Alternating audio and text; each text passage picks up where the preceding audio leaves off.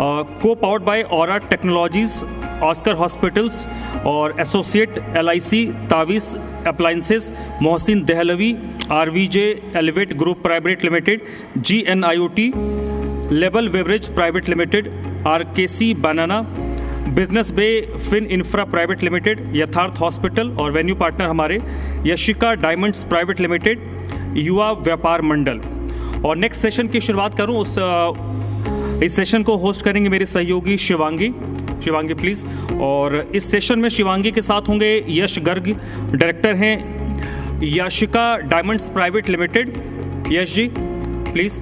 और हिमांशु गर्ग, डायरेक्टर हैं Yashika diamonds private limited के, सर प्लीज़ वेलकम। और Abhishek Sharma, district president Bharatiya Janata Party Gautam Buddh Nagar, Abhishek ji please.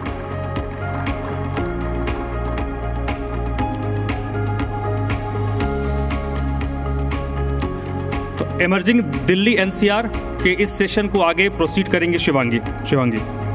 बहुत शुक्रिया आपका धर्म। और पैनल की हम शुरुआत करेंगे, बात करेंगे, चर्चा करेंगे। और चर्चा इसलिए भी खास हो जाती है क्योंकि मेरे साथ मंच ये जो साझा कर रहे हैं ये सभी युवा हैं। और युवा किस नज़रिए से देश को, अपने व्यापार को, अपने ज़िला को, अपने दल को आगे बढ़ाते हैं, क्या सोचते हैं, ये तमाम चीज़ें हम जानेंगे। और ये तमाम चीज़ें जानने के लिए हम चर्चा की शुरुआत करेंगे। मेरे साथ जैसा आपने भी बताया धर्म, इस पैनल में ख़ास मेहमान हैं। मेरे साथ ज़िला अध्यक्ष गौतम बुद्ध नगर के अभिषेक शर्मा जी हैं। मेरे साथ यश गर्ग जी हैं, डायरेक्टर है यशिका डायमंड्स प्राइवेट लिमिटेड के। साथ ही साथ में हिमांशु गर्ग भी है, यशिका डायमंड्स प्राइवेट लिमिटेड के डायरेक्टर। चलिए शुरुआत करेंगे। और चूँकि बात हमने अभी तक व्यापार की है, इसलिए मेरा पहला सवाल अब सत्ता से रहेगा। मेरा पहला सवाल अब सियासत से रहेगा, यानी कि अभिषेक शर्मा जी आपसे रहेगा। हम बात कर रहे हैं, इस वक्त हम नोएडा में मौजूद हैं और नोएडा एक एक्सटेंशन माना गया था दिल्ली का। अब इसका एक्सटेंशन आ गया है ग्रेटर नोएडा भी। तो बीजेपी के लिए जो जिम्मेदारी है वो बढ़ती जा रही है नोएडा के प्रति, ग्रेटर नोएडा के प्रति, यानी कि आपकी भी जिम्मेदारी उतनी ही है।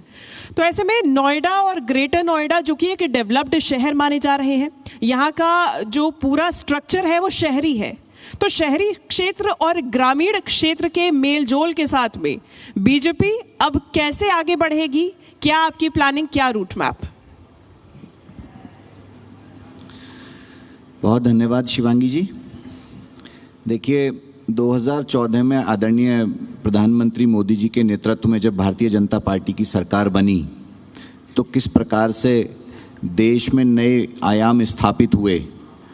और 2017 में भारतीय जनता पार्टी की सरकार उत्तर प्रदेश में बनी आदरणीय मुख्यमंत्री योगी आदित्यनाथ जी के नेतृत्व में। तो उस प्रकार जब सरकार बनी तो उसके बाद गौतम बुद्ध नगर पर विशेष ध्यान दिया गया भाजपा की सरकार द्वारा, चाहे वो केंद्र की सरकार हो चाहे प्रदेश की सरकार हो।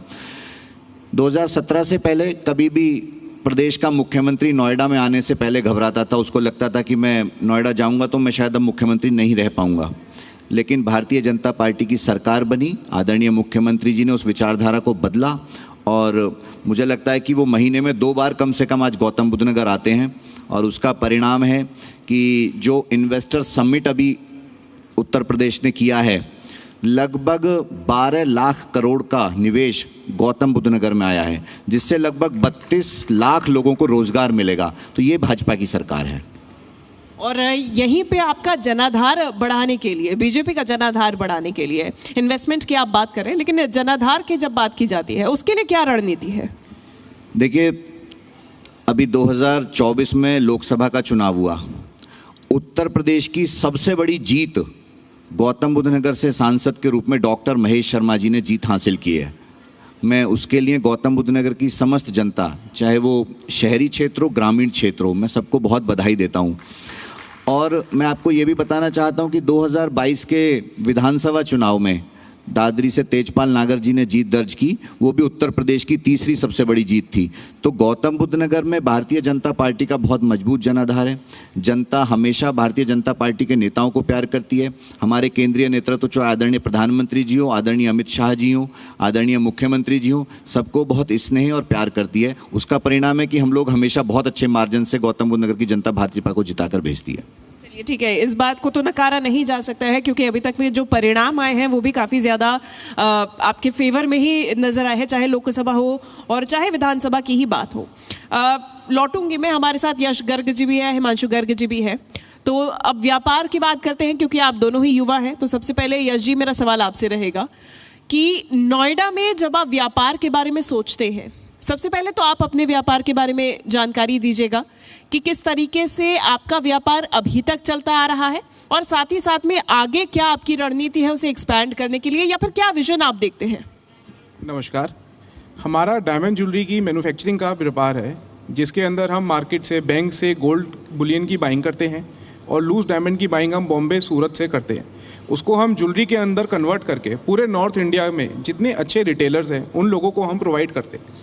जहाँ तक आपकी बात रही, अभी तक जो व्यापार हमारा ये है, हमारा पुराना ख़ानदानी व्यापार है जिसमें हम दूसरी पीढ़ी इस व्यापार को आगे बढ़ाने के लिए अपना कर रहे हैं कार्य। तो पहले जिस तरीके से हम करते आ रहे हैं और ये चलता आ रहा है, आगे के लिए हम इसको सोचते हैं और अच्छे डिसीजंस लेके अच्छे तरीके से नई इनोवेटिव टेक्नोलॉजीज़ लगा के, डिजिटल मार्केटिंग में अपनी प्रेजेंस बना के, एक अच्छा टीम वर्क क्रिएट करके इस चीज़ को हम कर रहे हैं। नोएडा के अंदर अगर हम देखते हैं तो यहाँ पे हमारे लिए बहुत अच्छी एक अपॉर्चुनिटी है क्योंकि नोएडा एक फास्ट ग्रोइंग सेक्टर है। यहाँ के अंदर डेवलपमेंट बहुत अच्छी हुई है। इंफ्रास्ट्रक्चर लेवल पे अगर आप बात करेंगे तो अवेलेबिलिटी हर एक चीज़ की है। आप देखेंगे अगर यहाँ पे ट्रांसपोर्टेशन है तो आपकी रीच मेट्रो से, बाय रोड, हर जगह है। यूपी से तो ये बॉर्डर के अंदर लगता ही है, तो दिल्ली एनसीआर का यहाँ पे पास में होना दिल्ली का एक बहुत मेजर हमें इसके अंदर फ़ायदा देता है क्योंकि दिल्ली जैसे कि हमारी कैपिटल है पूरे भारत देश की, तो यहाँ से सामान का आना जाना और डिमांड भी बहुत इमर्जिंग है। ठीक है, तो इस तरीके से आप सप्लाई एंड डिमांड पे काम कर रहे हैं और आगे आपका विजन यही है कि इसी आधार पे आप बढ़ाएंगे। मैं आगे आपसे हिमांशु जी से जानने की कोशिश करूंगी, क्योंकि यश जी ने हमें जानकारी दी कि इनका जो बिजनेस है ये फैमिली बिजनेस है, यानी कि लंबे समय से चला आ रहा है। इसकी बुनियाद संभव है कि आपके दादाजी ने या आपके पिताजी ने रखी हो, लेकिन अब जो कमान है मैं मानती हूँ कि युवाओं के हाथ में है। जब युवाओं के हाथ में कमान आती है तो उम्मीद की जाती है कि विजन भी बदले और साथ ही साथ में एक नए नज़रिए से उस काम को आगे बढ़ाया जाए। तो क्या है वो युवा नज़रिया या फिर वो इनपुट जो आपकी तरफ से इस बिजनेस में डाला जा रहा है? Good afternoon everyone. हमने जब ये मैन्युफैक्चरिंग प्लांट डाला था तो एक विजन देखा था कि हम बहुत ही। हिमांशु जी, आपका इतना खानदानी बिजनेस है तो ये जो आवाज़ है आपको अब जिम्मेदारी मिली है, बुलंदगी से आप थोड़ा माइक पास करके आप बोलेंगे तो और लोगों तक पहुंचेगी आवाज़। हमने जब ये मैन्युफैक्चरिंग प्लांट डाला था यहाँ पे नोएडा में तो हमने सोचा था कि इसकी बहुत ही अच्छी मैन्युफैक्चरिंग करेंगे और पूरे नॉर्थ इंडिया में सप्लाई करेंगे और इसके बहुत बड़े मेजर प्लेयर बनेंगे। तो हमने धीरे धीरे इसकी मैन्युफैक्चरिंग की स्टार्ट किया, एक छोटा सा सेटअप डाला पहले, उसके बाद धीरे धीरे इसमें जैसे कारीगर बढ़ाया, एक्सपेंशन किया, कस्टमर की डिमांड समझी किस हिसाब से है। जैसे अगर आप ओवर द पीरियड समझेंगे जैसे गोल्ड के प्राइसेस बहुत शूट हो गए हैं तो यहाँ पे हमें बोला गया था कि भाई हमने अपने कस्टमर से फीडबैक लिया, उन्होंने हमें बताया कि आगे किस टाइप की ज्वेलरी बनानी है, कि आपको किस टाइप की ज्वेलरी में बना, जैसे लाइट वेट ज्वेलरी बनानी है और ऐसी ज्वेलरी बनानी है कि भाई फ्लावट बहुत अच्छी मिले और कस्टमर की हम डिमांड को समझे सारी चीज़ें। और हमने ये विजन रखा कि आगे हम जैसे पूरे नॉर्थ इंडिया में पूरी सप्लाई करेंगे और एक टाइम बाद इस कंपनी की इतनी सेल बढ़ा देंगे कि हम इस कंपनी को लिस्टेड कर सकें। सारी चीज़ें इस टाइप का हमने एक विजन रखा। सारी चीज़ें हमें जो फाउंडेशन हमारे घर वालों ने दी उसको हम एक नई ऊंचाइयों तक पहुंचाने के। माइक पास रखिए। Okay, thank you. चलिए ठीक है, मैं लौटूंगी और हमारे साथ इस चर्चा को आगे बढ़ाने से पहले एक खास मेहमान हमारे बीच पहुंच चुके हैं। हमारे साथ जॉइंट सीपी राजीव नारायण मिश्रा जी हमारे बीच पहुंच चुके हैं। मैं चाहूंगी एक जोरदार तालियों के साथ आप इनका स्वागत करें। बहुत स्वागत सर आपका। चर्चा को आगे बढ़ाएंगे अभिषेक जी। ग्रेटर नोएडा, नोएडा की जब बात की जाती है तो यहाँ पे कुछ ऐसे मुद्दे हैं जो कि जटिल समस्या के रूप में अब विकसित होते जा रहे हैं। यहाँ पे फ्लैट खरीदारी का, पेंशन का, किसानों के मुआवजे का मुद्दा एक ऐसा मुद्दा है कि नोएडा, ग्रेटर नोएडा को डेवलप करने के लिए ये मुद्दा शुरू हुआ और धीरे धीरे ये मुद्दा बढ़ता ही जा रहा है। सबसे पहले तो आपकी राय इसमें क्या है?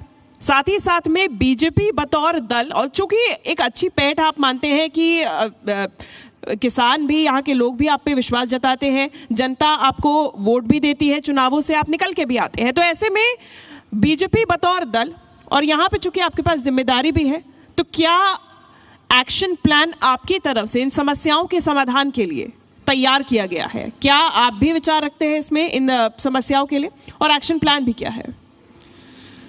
देखिए, मैंने अभी आपको बताया कि भारतीय जनता पार्टी की सरकार आने के बाद आदरणीय मुख्यमंत्री जी ने जिस प्रकार से गौतम बुद्ध नगर का दौरा किया है, महीने में 2 बार आते हैं वो, और उसमें प्राधिकरण की समीक्षा बैठक, कानून व्यवस्था की समीक्षा बैठक वो रेगुलर करते हैं। जनप्रतिनिधियों के साथ वो लगातार उनका बैठना होता है और जनप्रतिनिधियों से लगातार वो फीडबैक लेकर, और उसके बाद किसानों के साथ लगातार उनकी मीटिंग्स होती हैं। हम भाजपा की सरकार आने से पहले यहाँ किसानों का जो मुआवजा था वो 1800 रुपये प्रति मीटर का था और आज वो बढ़कर 4300 रुपये प्रति मीटर हो चुका है।